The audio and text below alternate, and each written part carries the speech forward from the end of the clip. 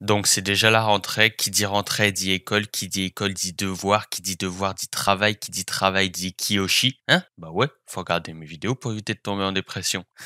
Donc voilà, aujourd'hui c'était une petite vidéo pour vous foutre le seum. Donc j'espère que la vidéo vous aura plu, n'hésitez pas à mettre un petit pouce bleu.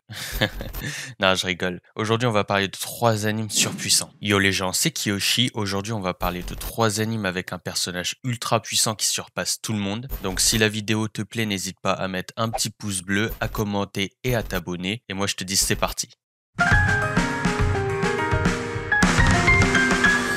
On commence avec un anime qui est toujours en cours de diffusion, Maogakuin no Futekigusha. L'anime nous parle d'un roi démon tellement puissant qu'il menaçait l'existence des humains, des esprits et même des dieux. Son nom est Anos Voldigod, donc il ne faut jamais prononcer son nom. Si on prononce Anos Voldigod, il peut y avoir de très lourdes conséquences, donc ne jamais prononcer Anos Voldigod, car Anos Voldigod est très... Merde.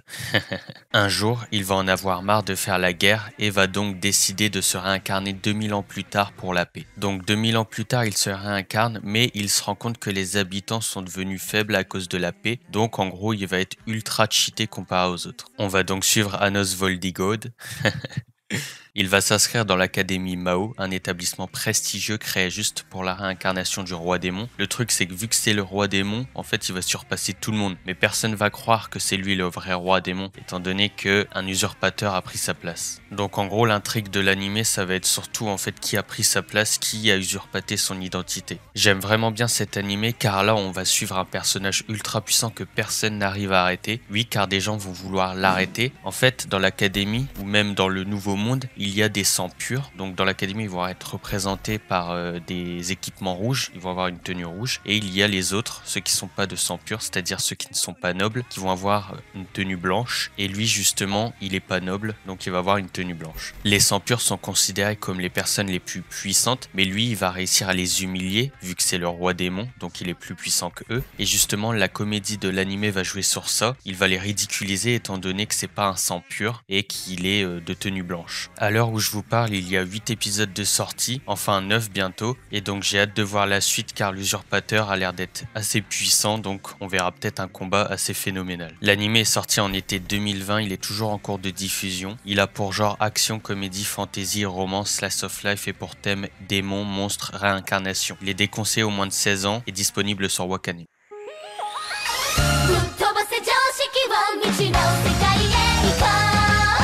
Alors là, cet anime est similaire au précédent, car la comédie joue aussi sur la puissance du héros principal. Kenja no Mago est un isekai. En fait, c'est l'histoire d'un mec qui meurt dans le monde réel, puis il va se réincarner dans un monde fantasy. Un jour, un puissant sorcier du nom de Merlin va trouver un bébé et va décider de l'élever. Il se trouve que ce bébé est le mec qui est réincarné, conservant ses souvenirs. Il va se faire appeler Shin. Étant donné que le mec a gardé ses souvenirs, il va quand même avoir pas mal de connaissances, et en plus de ça, ça va être plus facile pour lui de devenir puissant. Merlin va lui apprendre toutes ses connaissances sur ce monde et sur la magie. Quand Shin atteint ses 15 ans, Merlin se rend compte qu'en fait, il connaît rien à la société car il a quand même passé 15 ans en marge de la société. Donc Shin va rejoindre une académie de magie pour se sociabiliser. Donc vous vous en doutez, ça va être le plus fort de l'académie, sinon je vous présenterai pas à l'heure actuelle cet animé. Comme le précédent animé, je l'ai bien aimé car là on suit un puissant personnage qui excelle dans tout ce qu'il fait. Par exemple, quand les gens utilisent la magie dans cet animé, ils doivent faire un cercle magique. Donc en gros, il y a un petit temps de latence. Alors lui, il va arriver, il va lancer son sort directement. Les gens, ils vont être choqués, ils vont rien comprendre. Et justement, je vous présente cet animé parce que c'est ce genre de scène qu'on aime en fait. J'ai plutôt bien accroché à l'intrigue de l'animé car là, en fait, il va y avoir des sortes de démons. C'est pas trop exactement, ouais, je crois que c'est des démons. Et les humains peuvent en devenir. Et donc, on va suivre l'animé pour savoir comment ça se fait, qui a fait ça, etc. Au niveau des chara-design, il n'y a rien d'exceptionnel, mais ça reste assez basique. Par contre, les designs des combats, je les ai trouvés assez ouf. Genre, ils sont super bien faits, je trouve. Et en plus de ça, il y a une sorte d'aura autour des démons que je trouve assez stylé, genre super bien fait. J'ai plutôt bien accroché aux personnages, je les trouve assez attachants. En plus de ça, il va y avoir une petite romance, donc c'est cadeau, c'est pour Bibi. Ils vont donc faire une sorte d'escadron pour arrêter les démons qui apparaissent de plus en plus. Et justement, le chef de cet escadron, ça va être Shin, vu que c'est lui le plus puissant. L'anime est sorti en été 2019. Il a pour genre action, comédie, fantasy, romance et pour thème autre monde, démons, magie, réincarnation. Il est déconseillé aux plus de 6 ans et disponible sur Tefou.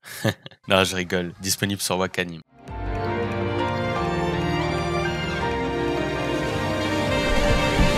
On va toujours parler d'un anime surpuissant, Arifureta, mais cette fois il diffère des deux précédents. C'est l'histoire d'une classe qui est invoquée dans un monde fantasy pour le sauver de la destruction. Donc vous vous en doutez, c'est encore un isekai. Hajime Nagumo fait partie de cette classe et c'est un peu le souffre-douleur de cette classe car les autres sont jaloux de sa relation avec Kaori, c'est l'idole de la classe. En arrivant dans ce monde fantasy, tous ses camarades vont acquérir des capacités magiques et des statistiques puissantes, sauf lui. Un jour, avec sa classe, ils vont aller dans un donjon, mais il va se faire trahir par un de ses camarades et va tomber tout en bas du donjon où il y a les monstres les plus puissants. En gros, plus tu descends dans le donjon et plus les monstres sont balèzes. Et donc, il finit par mourir et c'est la fin de l'animé. Donc voilà, j'espère que la vidéo vous aura plu. Ciao.